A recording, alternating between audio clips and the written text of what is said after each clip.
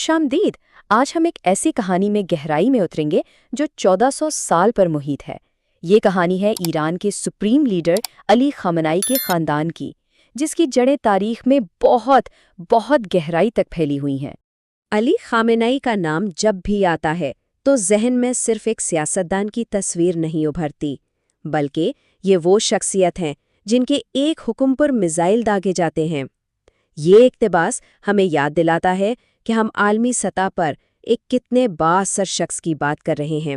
लेकिन असल सवाल तो ये है कि आज के इस ताकतवर रहनुमा के पीछे वो कौन सी कदीम तारीख छुपी है। आइए वक्त में पीछे चलते हैं और इस ताकतवर ख़ानदान की जड़ों को तलाश करते हैं। तो सबसे पहले बात करते हैं आज के अली ख़ामेनी की, एक ऐसी शख्सियत जिनका असर सिर्फ ईरान तक महदूद नहीं बल्कि पूरी दुनिया पर है। लेकिन उनके इस बेपनाह इख्तियार को समझने के लिए हमें उनके ख़ानदान की कहानी को जानना ही पड़ेगा। और यहीं से कहानी दिलचस्प होना शुरू होती है। इस अवामी शख्सियत के पीछे एक ख़ानदान है जो खुद तज़ादात का शिकार है। ये वफ़ादारी और इख्तिलाफ की एक बहुत ही अजीब कहानी है। तो कहानी शुरू होती है इनके वालिदैन से। वालिद एक आलिम दीन थे और वालदा का ताल्लुक छठे शिया इमाम के ख़ानदान से था। आप समझें कि ये सिर्फ एक ख़ानदानी पस मंज़र नहीं था, बल्कि ये वो बुनियाद थी जिस पर इनकी पूरी ज़िंदगी की इमारत खड़ी होनी थी। और यहीं पर हमें ख़ानदान के अंदर एक गहरी दरार नज़र आती है। एक तरफ उनके भाई हैं जो हुकूमत में बड़े बड़े ओहदों पर हैं, जो उनके इक़्तिदार को मजबूत करते हैं, और दूसरी तरफ उनकी अपनी बहन बदरी ख़ामेनी, जो इनकी सबसे बड़ी मुखालिफिन में से एक हैं और खुले आम इनके इस्तीफ़े का मुतालबा करती हैं। और ये मुखालफत सिर्फ उनकी नस्ल तक ही नहीं रुकी, उनकी बहन, उनके शोहर और यहाँ तक कि उनकी भांजी को भी हुकूमत पर तनकीद करने की वजह से जेल जाना पड़ा। यह हमें दिखाता है कि कैसे सियासत और इक़्तिदार खूनी रिश्तों पर भी भारी पड़ सकते हैं। अब ज़रा ख़ानदान की अंदरूनी कहानी से निकलकर इसके लंबे सफ़र को देखते हैं। ये एक ऐसा सफ़र है जो सदियों पर मुहित है, जो स्पेन से शुरू होकर ईरान तक पहुँचता है। आइए इस तारीख़ी हिजरत पर एक नज़र डालते हैं।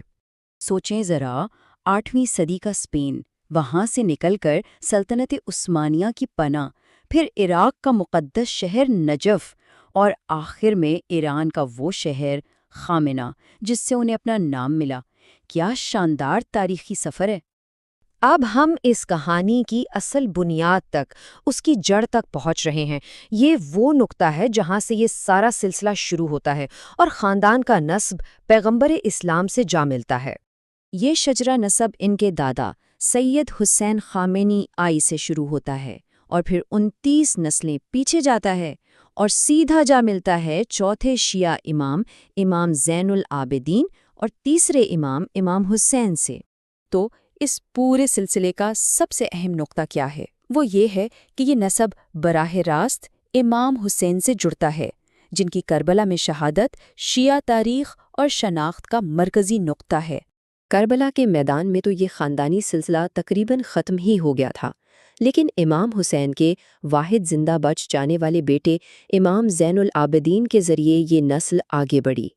अच्छा, ये समझना भी ज़रूरी है कि ये ख़ानदान असना इशरी शिया मसलक से ताल्लुक़ रखता है, जो 12 इमामों पर यकीन रखते हैं, और यही अक़ीदा उनके मजहबी इख्तियार की बुनियाद है, क्योंकि इसी बुनियाद पर वो ख़ुद को इन इमामों की नस्ल से जोड़ते हैं।